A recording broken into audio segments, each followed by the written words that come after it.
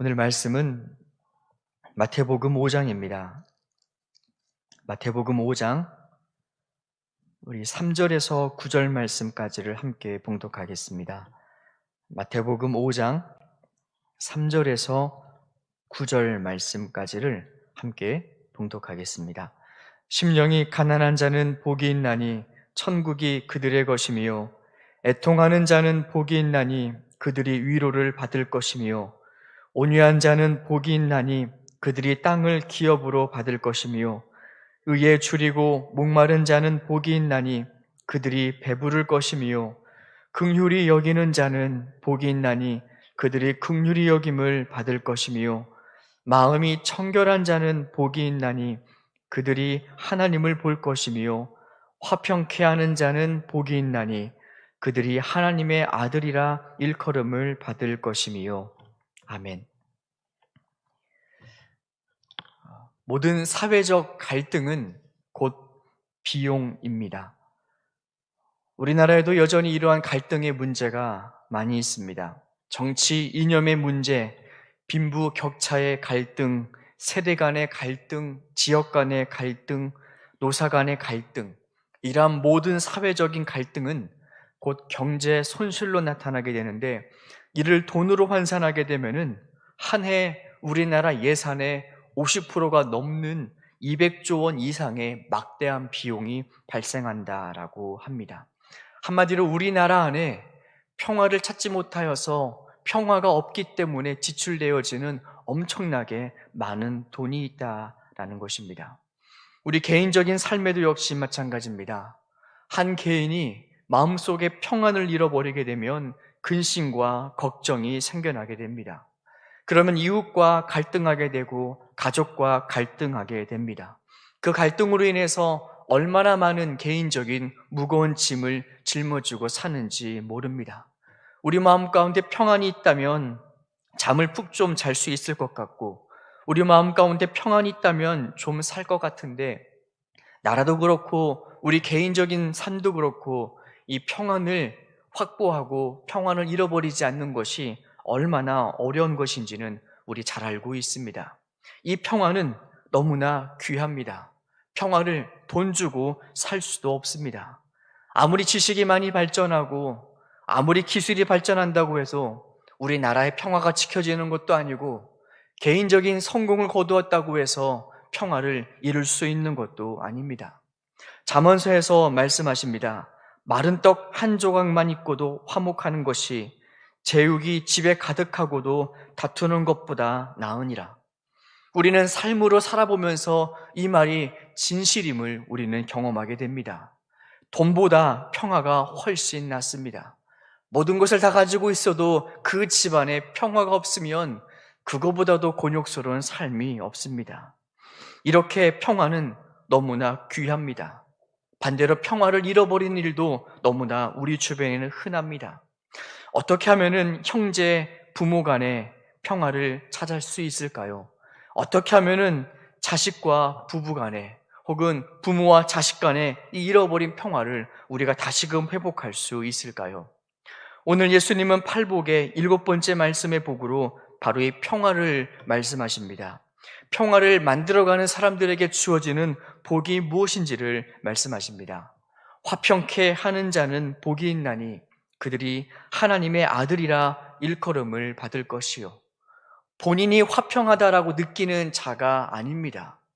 본인의 화평뿐만 아니라 주변에 찾아볼 수 없는 그 화평을 위하여 살아가는 자들, 화평을 만들어가는 자들, 화평케 하는 자들에게 주어지는 복이 바로 오늘 우리에게 주시는 예수님의 복입니다.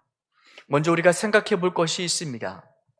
예수님께서 말씀하시는 이 화평이란 도대체 무엇을 말씀하시는 것일까요? 예수님이 말씀하시는 이 화평이란 헬라어로 에이레네라는 말입니다. 하나님의 평화, 하나님의 평안, 곧 안전하다라는 것을 의미합니다. 구약에서 찾아볼 수 있는 단어로 우리가 샬롬이라는 단어를 생각해 볼 수 있습니다. 하나님이 주관하심으로, 하나님이 지키고 계심으로 더 이상 뺄 것도 더 이상 더할 것도 없는 완벽한 상태가 샬롬, 그리고 하나님께서 오늘 말씀하시는 평화, 화평입니다. 이 화평은 세상이 말하는 평안과 세상이 말하는 평화와 조금 다릅니다. 세상에서 말하는 평안은 아무 문제도 없고, 그리고 좋은 것을 느낄 때, 좋은 것을 우리가 확보할 때 느끼는 안정감이 바로 평화입니다. 세상에서는 내 인생에 아무런 문제가 없을 때 내가 평안하다라고 느끼지만, 그런데 예수님의 평안은 그렇지가 않습니다. 예수님의 평안은 내 인생에 아무런 문제가 없기 때문에 느끼는 평안이 아닙니다. 상황이 비록 안 좋을지라도, 상황이 비록 흔들리고 있을지라도, 그러나 상황과 형편에 관계없이 인생의 모든 순간과 모든 상황의 때에 하나님으로부터 인하여 누리는 안정감이 바로 예수님께서 오늘 말씀하시는 화평입니다. 가난한 사람도 평화, 화평할 수 있고, 인생의 코앞에 닥친 문제로 신음해야 될 사람도 하나님으로 말미암아 평안을 누릴 수 있습니다. 인생의 가뭄이 찾아와도 그 인생 가운데 마르지 않고 꾸준히 솟아나는 생수 같은 샘물이 흘러나오는 인생, 태풍이나 바람이 몰아쳐와도 흔들 수 없는 거대한 산과 같은 묵직함을 느끼는 것, 그것이 바로 하나님께서 우리에게 주시고자 하시는 참된 평안입니다. 인생의 두려움이 찾아왔는데 어떻게 우리가 평안할 수 있을까요? 내 눈앞에 근심과 내 눈앞에 여러 가지 문제들이 닥쳐왔는데 어떻게 내 마음이 요동하지 않을 수 있을까요? 우리가 세상의 관점에서 보면은 이 평안을 알 수 없고 누릴 수도 없습니다. 그래서 예수님은 이 하나님께서 주시는 평안에 대해서 이렇게 말씀하십니다.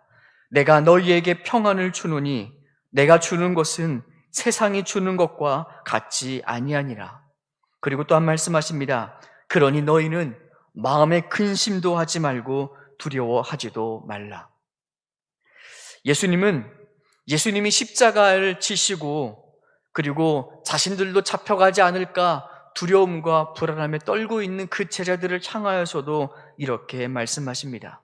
너희에게 평강이 있을지어다. 또한 빌립보서 4장에서도 이렇게 말씀하십니다. 아무것도 염려하지 말고 다만 모든 일에 기도와 간구로 너희 구할 것을 감사함으로 하나님께 아뢰라. 그리하면 모든 지각 위에 뛰어난 하나님의 평강이 그리스도 예수 안에서 너희의 마음과 생각을 지키시리라. 하나님의 평안은 우리의 상황과 관계없다라고 하십니다.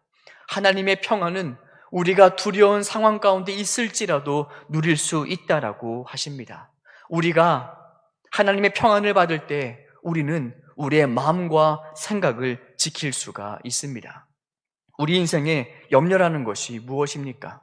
염려는 우리의 마음이 흩어지는 것이 염려입니다. 우리 마음 가운데 염려가 찾아오게 되면은 내 마음이 안주하지 못하고 여기저기 찢겨서 흩어지는 것이 염려입니다. 마음이 찢겨지면은 우리는 아무것도 할 수가 없고 주저앉아 있을 수밖에 없습니다. 그래서 우리 안에 염려가 들어와서 걱정이 생겨나서 그 걱정으로 인해서 마음이 산산이 찢겨지게 되면은 우리에게 믿음이 사라지고 그때부터 믿음으로 사는 것이 아니라 본능대로 사는 것이 바로 우리의 인생입니다. 그런데 그렇게 풍랑의 순간이 찾아와도 우리의 마음 가운데 하나님이 지금 나와 함께 계심이 믿어져서 그 문제가 있기 전이나 있은 지금이나 변함이 없이 동일한 자세로 살아갈 수 있는 것, 혹 잃게 되면 잃는 것, 손해를 보게 되면 손해를 보는 것, 내 미래가 두렵지만 그래도 나와 함께 하시는 하나님으로 인하여서 나에게 주어진 그 삶의 길을 믿음으로 묵묵히 한 걸음씩 걸어가는 것, 이 흔들리지 않고 요동하지 않는 힘은 바로 하나님이 내 마음 가운데, 내 삶 가운데 내 인생을 붙드시고 있다라는 것을 믿는 사람만 살아갈 수 있는 평안의 능력입니다. 평안이 없는 사람은 믿음의 길을 갈 수가 없습니다. 하나님이 나와 함께 하신다는 이 마음의 평안함이 없으면 우리는 흔들릴 수밖에 없는 인생을 살아갈 수밖에 없습니다. 얼마나 많은 사람들이 요동치는 삶을 살아가는지 모릅니다.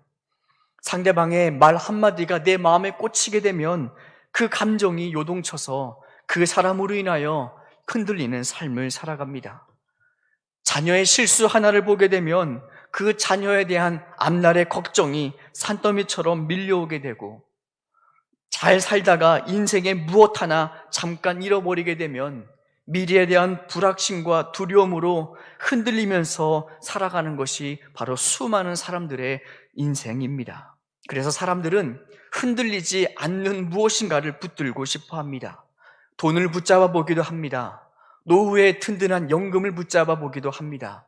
내 옆에 있는 좋은 직업을 가진 사람을 백을 붙들어 보고도 싶어 합니다. 이것저것 다 붙들어 보지만, 그러나 아무리 다른 것을 다 붙들어 봐도 그의 인생이 흔들리지 않는 것은 아닙니다.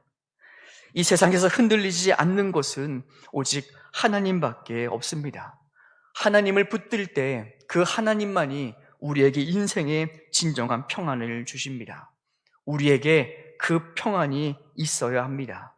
그 평안은 내 인생만 구제하는 것이 아닙니다.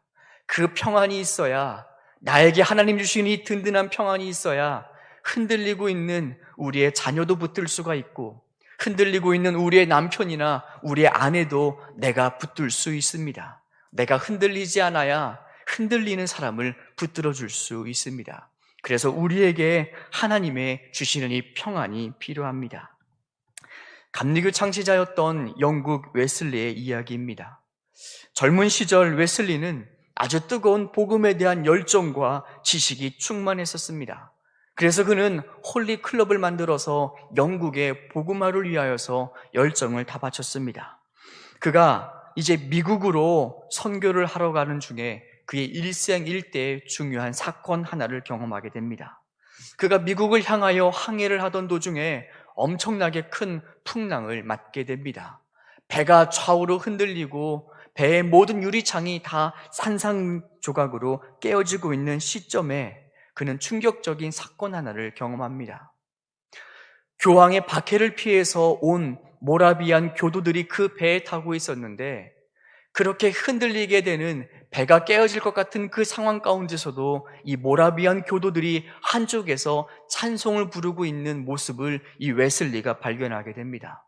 자기는 지금 너무나 두려운데, 자기는 죽을 것 같은 그 두려움, 불안함 때문에 도저히 아무것도 할 수가 없는 상황인데, 바로 저쪽에서 조용히 찬양을 부르고 있는 그 사람들의 모습은 너무나 충격적으로 그에게 다가왔습니다. 그의 표현을 빌리자면 그 순간 자기에게 충격은 그 큰 풍랑이 충격이 아니라 바로 한쪽에서 찬송을 부르고 있었던 그 성도들의 모습이 그의 인생에 더욱더 큰 충격이었다는 것입니다. 웨슬리가 그들에게 찾아가서 묻습니다. 당신들은 죽음이 두렵지가 않소?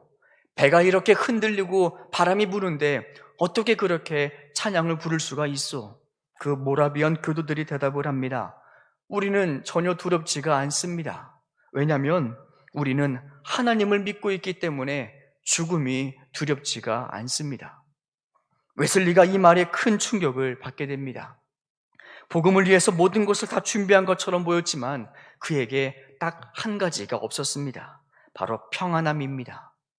하나님을 절대적으로 신뢰하는 자들에게 주시는 하나님의 평안, 그 하나님의 평안이 없으니까 그가 가지고 있던 성경 지식도 쓸모가 없고, 그가 복음을 전하겠다라고 품었던 그 열정도 그 풍랑 앞에서 다 순식간에 무너지고 만 것입니다. 그 성도들의 평안이 흔들리고 있던 웨슬리에게 흔들리지 않는 인생이 무엇인지를 분명하게 보여주게 된 것입니다. 우리 가운데 평안함이 없으면 성경 지식도, 우리가 드리는 예배도, 그리고 우리가 드리는 수많은 기도 제목도 지켜낼 수가 없습니다. 하나님이 평안함을 주셔야 우리는 그 평안함을 가지고 믿음의 길을 걸어갈 수 있는 것입니다. 이 평안함은요, 하나님을 꼭 붙들 때 우리에게 주시는 하나님의 선물입니다.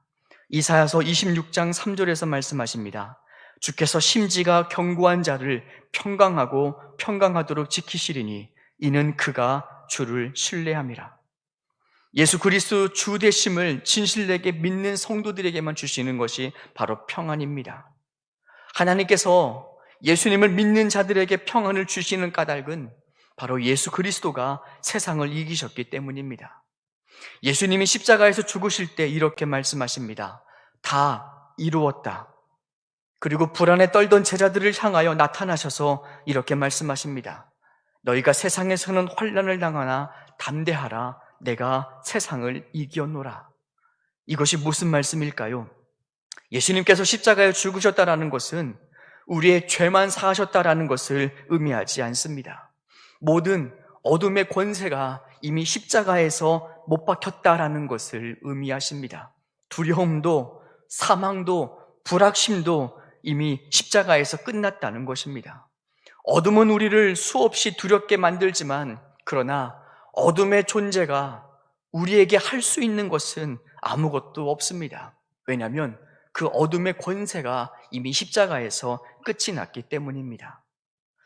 이미 이긴 경기를 다시 볼 때는 경기 안에 있는 위기가 두렵지가 않습니다.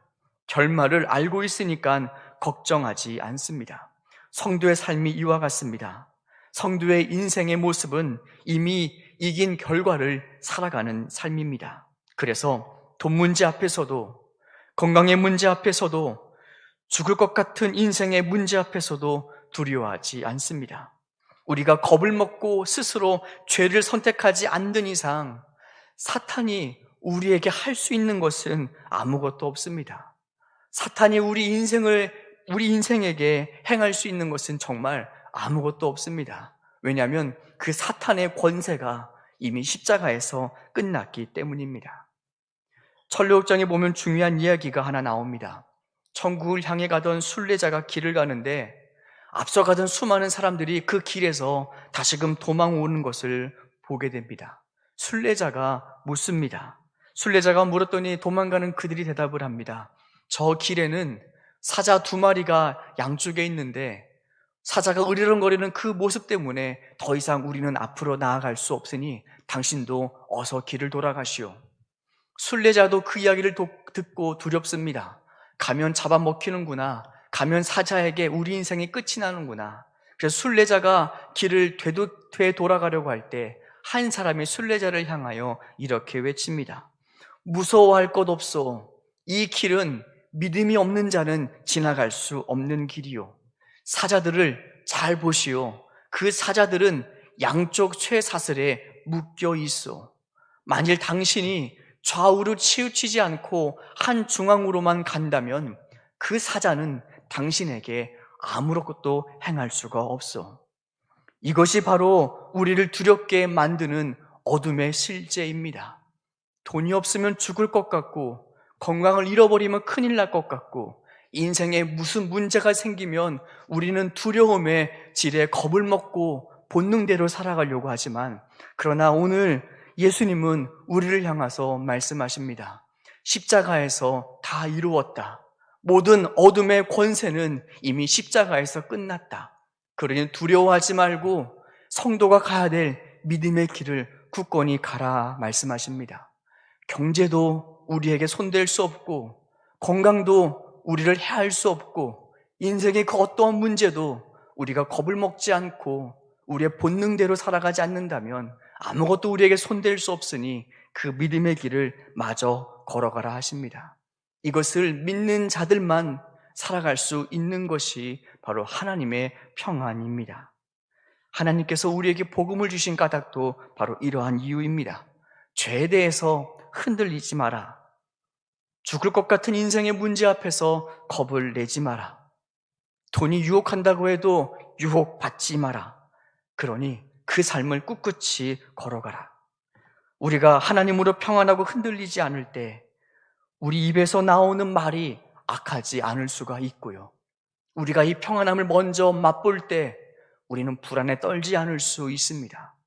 우리가 흔들리지 않아야 우리의 자녀를 붙잡아 줄 수 있고, 우리의 가족도 붙들 수 있고, 내 주변에 겁을 먹고 살아가는 수많은 사람들의 삶도 인생도 붙들어 줄 수가 있는 것입니다. 그렇게 살아가는 자들을 향하여 예수님이 이렇게 말씀하십니다. 저들이 하나님의 아들이라 일컬음을 받을 것이며, 우리가 그 평화를 확신하고 살아갈 때 예수님은 우리에게 하나님의 아들이라, 네가 진짜 하나님의 딸이라 말씀해 주시겠다 하십니다. 우리가 믿기만 한다면 우리에게 주신 평안함은 아무도 빼앗아 갈 수가 없습니다. 이것이 복음이고 이것이 믿음을 사는 자들의 모습입니다. 우리가 이 평안을 빼앗기지 않고 살아갈 수 있는 우리 모두가 되었으면 좋겠습니다. 이 시간 우리가 함께 기도하겠습니다. 이 시간 우리가 함께 기도할 제목은, 하나님, 우리가 두려움에 직면할 때가 너무나 많습니다. 무엇 하나 잃어버리면 인생에 큰 위기가 찾아올 것 같아 마음이 두렵고, 경제적인 문제를 생각하다 보면은 하나님 한숨이 나오고 우리의 믿음을 잃어버릴 때가 많고, 우리는 조그만한 인생의 파도가 불어도 그 흔들림 속에 어찌할 바를 몰라 사는 것이 우리의 인생이지만, 하나님, 우리가 마음 가운데 주시는 이 평안함, 아무도 빼앗아 갈 수 없음을 확인하고 우리에게 주어진 믿음의 길을 묵묵하게 살아낼 수 있는 우리가 되게 하여 주시옵소서. 우리가 함께 합심으로 기도하겠습니다.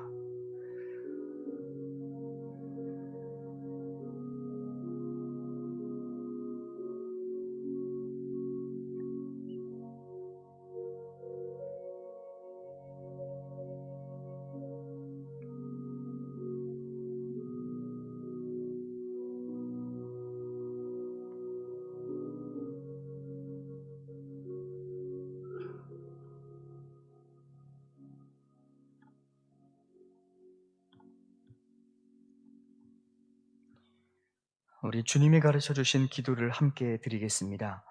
하늘에 계신 우리 아버지, 아버지의 이름을 거룩하게 하시며 아버지의 나라가 오게 하시며 아버지의 뜻이 하늘에서와 같이 땅에서도 이루어지게 하소서. 오늘 우리에게 일용할 양식을 주시고 우리가 우리에게 잘못한 사람을 용서하여 준 것 같이 우리 죄를 용서하여 주시고 우리를 시험에 빠지지 않게 하시고 악에서 구하소서. 나라와 권능과 영광이 영원히 아버지의 것입니다. 아멘.